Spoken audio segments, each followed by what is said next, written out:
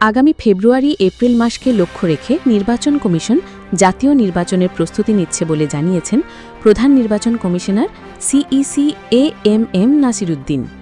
মঙ্গলবার ১ জুলাই নির্বাচন ভবনের নিজ কার্যালয়ে সাংবাদিকদের সঙ্গে আলাপকালে এই তথ্য জানান তিনি। এ সময় প্রধান উপদেষ্টা ড. মোহাম্মদ ইউনূসের সঙ্গে সম্প্রতি সিইসির করা একান্ত বৈঠকের বিষয়ে জানতে চান সাংবাদিকরা।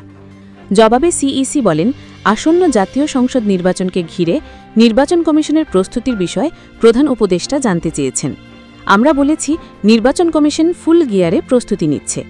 তিনি আরও বলেন, প্রধান উপদেষ্টা চান ফ্রি, ফেয়ার এবং ক্রেডিবল নির্বাচন। উনি সুষ্ঠু ভোট করতে অনেক আন্তরিক। তবে জাতীয় নির্বাচনের নির্দিষ্ট তারিখের বিষয়ে কোনো আলোচনা হয়নি।